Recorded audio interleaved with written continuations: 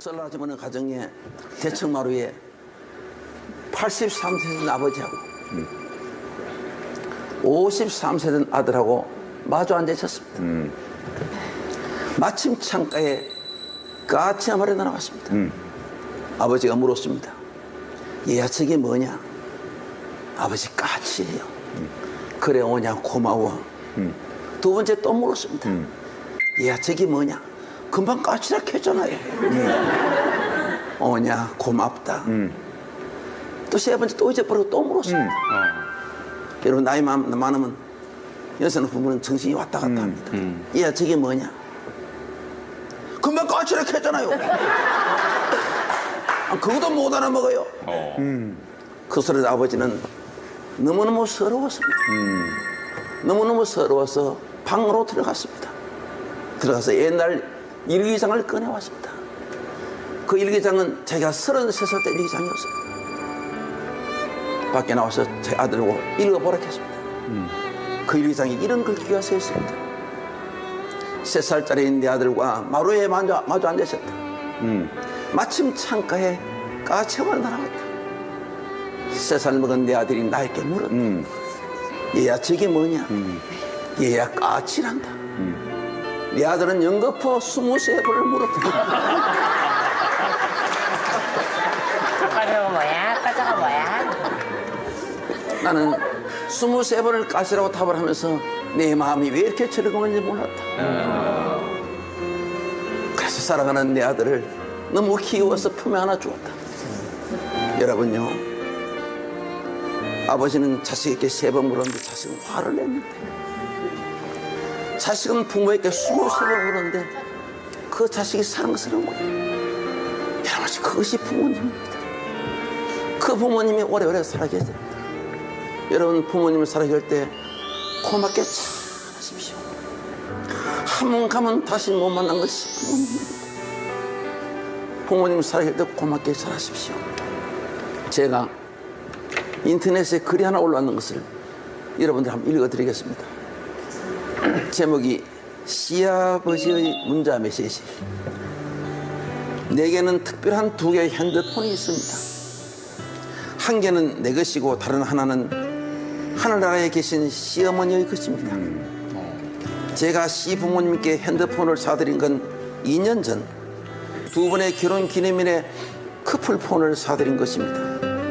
문자 기능을 알려드리자 2분은 며칠 동안 끙끙대시더니 서로 간에 문자도 나누게 되었습니다. 그러던 시어머니께서 갑자기 암으로 돌아가서 유품 가운데 핸드폰을 며느리인 제가 보관하게 되었습니다.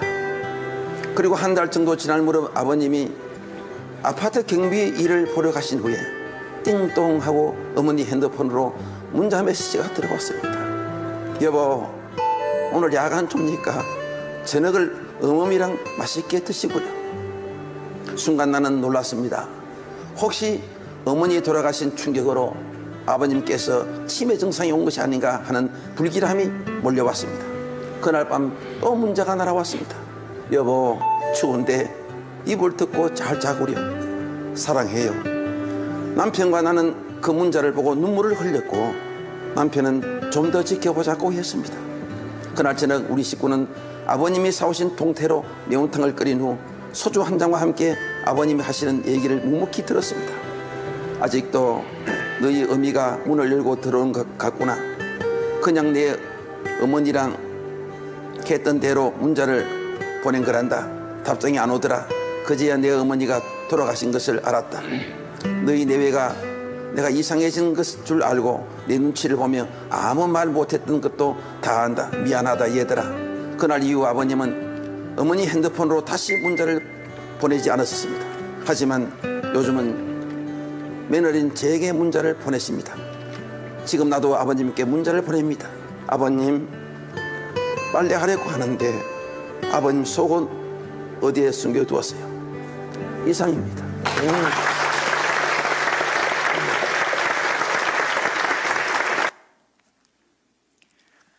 오늘 우리에게 주신 하나님의 말씀은 비유 중에 비유요, 복음 중에 복음이라고 일컫는 말씀입니다.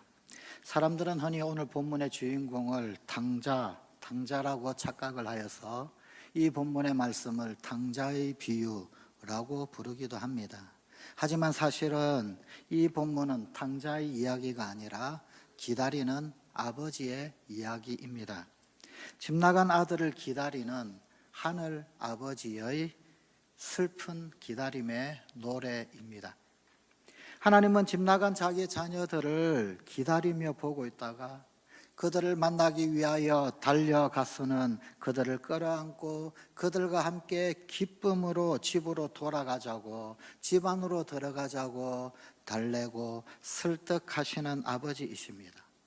사실 집 나간 아들은 하나만이 아니었습니다. 기다리는 아버지는 반항적인 작은 아들과 원망하고 불평하는 큰 아들로 하여금 다 대문 안으로 들어오게 해서 그 아버지가 주시는 무조건적이고 용서하시는 사랑을 베푸시는 분이셨습니다. 너무도 유명한 이 비유 이야기에서 우리가 의식하지 못하고 그냥 넘어가는 곳이 있습니다. 그러나 사실 그 부분이 이 비유의 진정한 백미라고 할 수 있는 부분입니다. 이 비유에 등장하는 아버지는 아들이 저 멀리 타국에서 돌아오는 것을 기다리고 섰다가 아들이 돌아오는 그 모습이 눈에 띄자마자 그 먼 거리를 달려가 안아 주었습니다. 그런데 팔레스타인 지역에서는 어른이 달려간다, 아버지가 어른이 달려간다라고 하는 그런 표현을 들을 수가 없습니다. 남자, 성인, 유대인이 발목을 드러내 보이거나 발바닥을 드러내 보이는 그런 것은 상상할 수 없는 일이기 때문입니다. 남자 어른이 발목과 혹은 발바닥을 드러내는 것은 채신머리 없는 것이고 채통 없는 것이고 예의가 없는 것입니다. 발바닥을 드러내 보이는 행동은 그 발바닥을 보는 사람, 주변의 또 다른 타인들을 모욕하는 것과 다름이 아니었기 때문입니다. 그래서 지금도 정통 유대인들은 상대방이 다리를 꼬고 앉으면 그 자리를 박차고 떠나가 버립니다. 다리를 꼬고 앉으니 발바닥이 들리게 될 것이고 그것은 곧 모욕하는 행위이기 때문입니다. 따라서 예수님이 어느 아버지가 자신의 아들을 알아보고서 달려가 그를 맞이했다라고 하신 이 말씀은 아들을 위해서라면 자신의 체면을 포기하는 것은 물론이고 남의 시선, 남의 손가락질도 다 감수하겠다라고 하는 사랑 많은 아버지의 모습을 묘사하고 있는 것입니다. 우리나라 조선시대로 굳이 이야기를 하자면 이 아버지가 달려가는 것은 양반이기를 포기하는, 아니 상놈이 되는, 그래서 다른 사람에게 손가락질을 받는 그런 일을 기꺼이 감수하는 모습이더라 그 말입니다. 발바닥에 나타난 아버지의 사랑입니다. 그리고 이 아버지는 바로 우리의 하늘 아버지이십니다. 발바닥을 드러낸 아버지, 그 아버지의 자존심도 다 내려놓은 것입니다. 아버지는 그 집안의 대표입니다. 아버지는 집안의 가장입니다.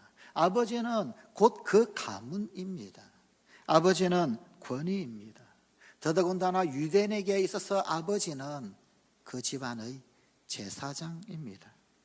그런데 가정의 자랑, 가문의 권위, 집안의 제사장, 그 모든 자존심, 그 모든 지위, 그 모든 체면 다 내려놓은 것입니다. 오래전에 언젠가 TV 드라마를 보니까 한 여인이 울고불고 난리가 났어요. 어떤 남자를 사랑을 하는데 그런데 그 사랑을 받아주지를 않는 겁니다. 그럼에도 불구하고 그 남자를 싫다고 거절하는 남자를 끝까지 쫓아다니는 이 여동생. 보다 그 오빠가 여동생에게 이렇게 말을 했습니다. 예, 너는 자존심도 없니? 그랬더니 여동생은 눈물을 글썽이며 대답합니다. 오빠, 사랑해봐. 자존심이 보이지 않아. 사랑해봐 자존심이 보이지 않아. 자존심을 버린 아버지, 그 아버지께서 오늘도 우리를 향하여 달려오고 계십니다. 왜요? 우리를 사랑하시기 때문입니다. 한없는 연민으로 그분은 우리의 모든 과거를 그분의 가슴에 묻고 달려오십니다. 다만 그분의 자비의 가슴에 그저 우리를 품을, 그저 우리를 안아줄 그 생각 하나로 지금도 달려오십니다.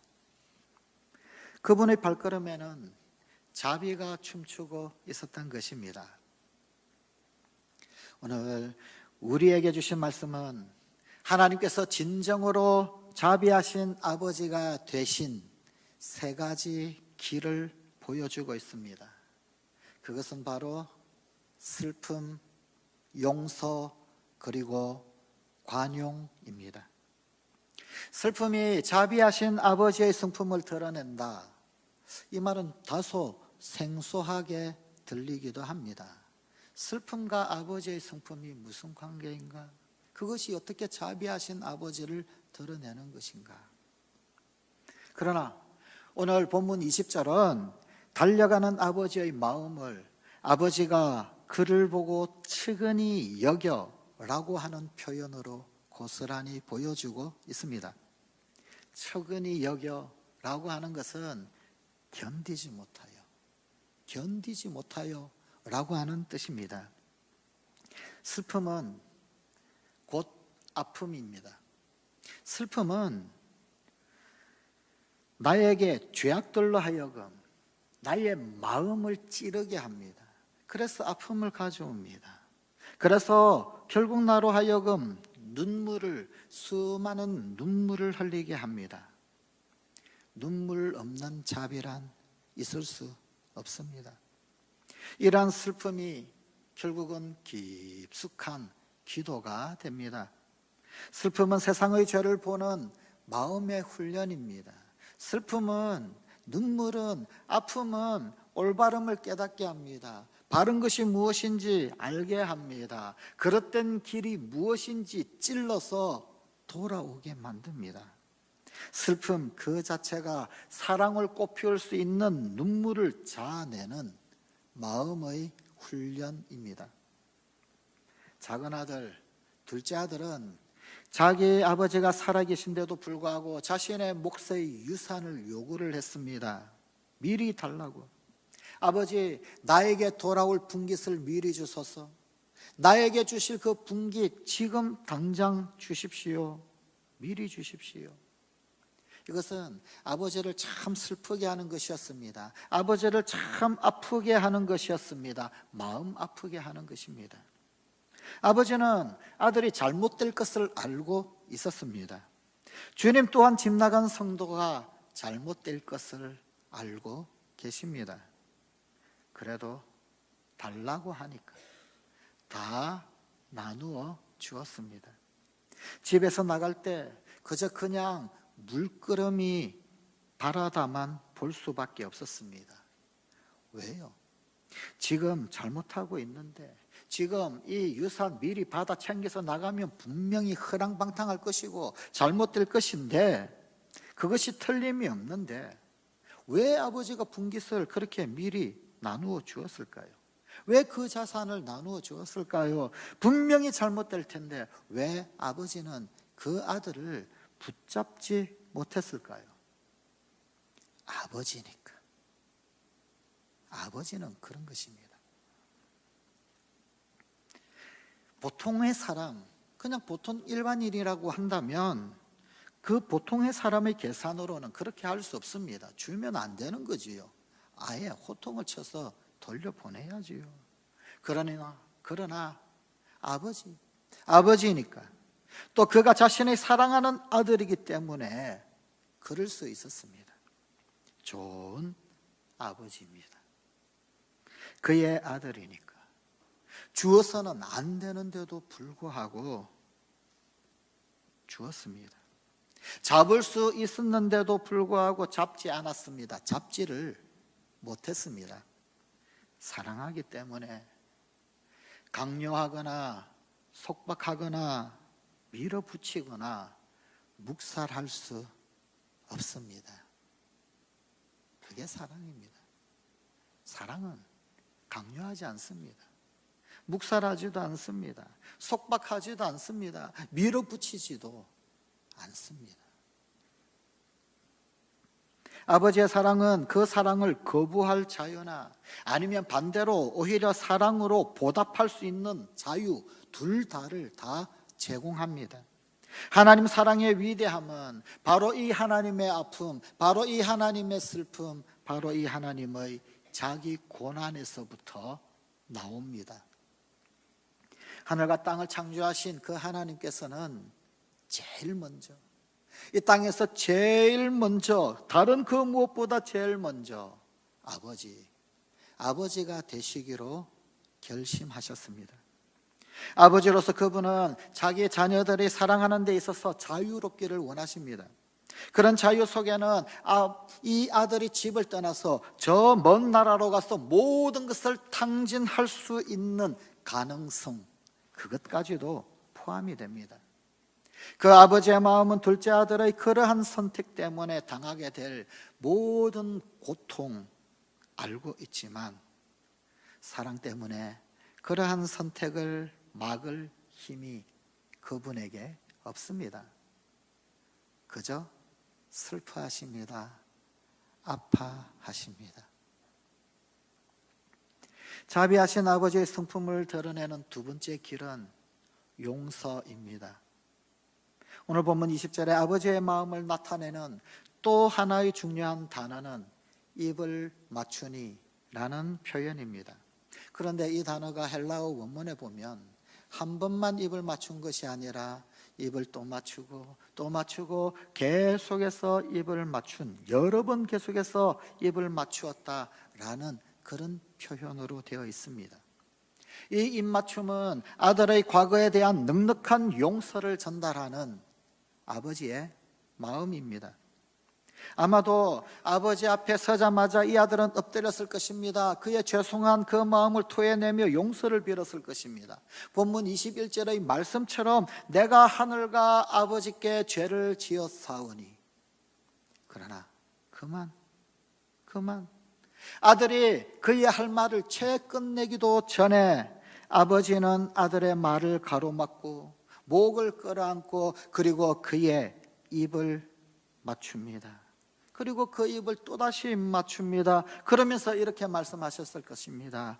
괜찮아 아들아, 괜찮아 아들아, 내가 다 알아, 내가 다 알아. 그리고 또다시 입을 맞추고 또다시 입을 맞추고 그 입맞춤으로 아들의 입을 막은 입맞춤. 이보다도 더 강력한 용서의 선언이 어디에 있을까요? 아버지는 이 아들이 아버지에게 돌아왔기 때문에 용서한 것이 아닙니다. 아니, 아버지는 이미 아들을 다 용서해 놓으시고 돌아오기만 기다리고 계셨던 것입니다. 그것이 또한 하늘 아버지의 마음이십니다. 그분은 오늘 메마르고 터진, 그래서 피곤한 우리의 입술을 사랑으로 만나고 싶어 하십니다. 이 한마디를 위해서입니다. 괜찮아, 내가 다 알아, 이미 다 용서했어. 마음에서 우러나오는 용서는 정말 어렵습니다. 거의 불가능에 가깝습니다. 나는 당신을 용서한다 라고 종종 말을 하지만, 그러나 이렇게 말하면서도 내 마음에는 분노가 남아있고 어떤 원망이 남아있습니다. 나는 여전히 내가 전적으로 옳다, 네가 맞다, 그 말 듣고 싶고, 또 최소한 상대로부터 어떤 사과나 혹은 변명이라도 듣기를 원합니다. 그리고 은근히 칭찬하는 말, 너무나 용서를 잘해준다, 참 너겁다, 참 용서, 참 관대하구나, 그런 칭찬을 보상으로 받아서 만족을 누리기 원합니다. 그러나 하나님의 용서는 무조건적입니다. 그 자체로서 아무것도 요구하지 않는 마음, 전적으로 그 어떤 보상도 추구하지 않는 그런 마음에서부터 우러나오는 용서입니다. 용서에 대한 왜곡이 참 많이 있습니다.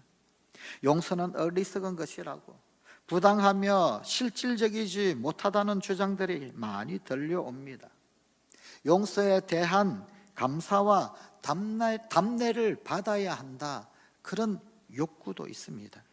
용서를 구한 자에게 몇 가지 최소한의 조건을 두고서 통제하고 싶어 하는, 당신 그렇게 했으니까 너 이제 용서할 테니까 이렇게 하라고 그 조건으로 통제하고 싶어 하는, 그러나 사실은 내 마음의 상처난 부분을 고스란히 투사하는 욕망도 있습니다.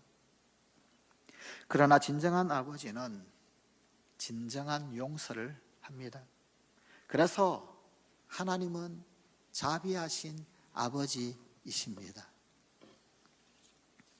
자비하신 아버지를 드러내는 세 번째 길은 관용입니다. 이 비유에서 아버지는 떠나는 아들에게 그가 요구하는 모든 것을 다 주었습니다. 뿐만 아니라 돌아왔을 때에는 그에게 가장 좋은 각종 선물을 신기고 입히고 다 주었습니다. 또한 큰 아들에게는 이렇게 말합니다. 본문 31절입니다. 내게 다 너 것이야. 내가 가진 모든 것이 다 너의 것이란다. 한마디로 아버지는 자기 자신을 위해서는 아무것도 가지고 있지를 않습니다. 아버지는 자신의 아들을 위해 자기 자신을 쏟아붓고 있습니다. 어쩌면 이것은 합리적이거나 혹은 현명한, 혹은 앞뒤 분별 계산할 줄 아는 그런 모습이 전혀 아닐 수도 있습니다. 그러나 이것은 자비에 있어서 전혀 한계가 없으신 하나님의 참모습인 것입니다. 두 아들은 아버지에게 있어서 모든 것입니다. 아니, 이 관용이 아들에게 있어서 아버지가 모든 것이 되게 합니다. 어느 날 고속도로에서 교통사고가 났습니다. 차를 타고 가던 아빠와 아들, 그런데 이 차가 그만 전복되었습니다. 급히 119가 출동을 했습니다. 그러나 안타깝게도 아빠는 세상을 떠나고 아들만 목숨을 건졌습니다. 어린 아이가 아버지 시체 앞에서 통곡을 합니다. 그 통곡하는 그 눈물, 사람들이 보고 있으니 불쌍해서 견딜 수가 없었습니다. 그래서 과자를 사 먹으라고 돈을 줬습니다. 그러나 이 아이는 그 돈을 쳐다도 보지도 않습니다. 자기 아이에게 주려고 선물로 산 농구화, 그런데 이 농구화를 이 아이에게 주었습니다. 아이는 평소에 농구화, 그 농구화를 그렇게도 갖고 싶어 했었습니다만 그 농구화도 거절을 합니다. 이 아이가 좋아하는 그 어떤 것을 다 줘도 싫다고 합니다. 필요한 건 아버지뿐입니다. 바로 아버지 속에 농구화도 있고, 아버지 속에 장난감도 있고, 아버지 속에 자기가 좋아하는 과자도 있고, 아버지 속에 따스함과 사랑이 있기 때문입니다. 사랑하는 성관가족 여러분, 하나님은 이 슬픔과 용서 그리고 관용으로 우리에게 자비하신 아버지가 되셨습니다. 그리고 이 땅의 수많은 가장들에게 진정한 아버지가 되는 길을 보여주시며 우리로 하여금 아버지가 되게 하십니다. 내 속에 나도 어찌하지 못하는 내 속에 있는 그 두 아들, 반항적인 작은 아들과 원망하고 불평하는 큰 아들은 점점 자비로운 아버지로 변화되어 갈 수 있습니다. 하늘 아버지께서 나를 당신의 대문 안으로 들어오게 하셔서 아버지가 나에게 주시는 무조건적이고 용서하는 사랑을 주시기 때문입니다. 발바닥을 드러내는 것을 두려워하지 마십시오. 슬픔이 변하여 기쁨이 될 것입니다. 용서는 결코 나약한 것이 아닙니다. 관용은 결코 손해보는 것이 아닙니다. 이제 반항적인 작은 아들과 원망하는 큰 아들에서 좀 성장하여 진정한 영적 아비가 됩시다. 나 자신이, 그리고 우리의 자녀들에게. 그리하여 하나님 아버지의 자비하심이 천대에 이르는 성광 가정들이 되십시오. 기도하시겠습니다. 하나님, 우리 사랑하는 성광의 모든 가정들, 우리 사랑하는 성광의 아버지들, 진정한 가정의 제사장이 되게 하여 주옵소서. 하나님의 축복의 통로가 되게 하여 주시옵소서. 슬픔과 용서와 관용으로 오늘도 우리를 이만큼 귀로 올리신 하늘 아버지의 지극하심, 오늘도 우리 사랑하는 자녀들에게 고스란히 전달하는 형통의 통로가 되고 축복의 통로가 되는 우리 성광의 부모들이 되게 하시고 가정들이 되게 하여 주시옵소서. 무엇보다도 우리 모든 성광 가정들이 위대하신 하늘 아버지의 자비하심이 천대에 이르는 놀라운 형통의 통로가 되게 하시옵소서. 우리 주 예수님 이름으로 기도드리옵나이다. 아멘.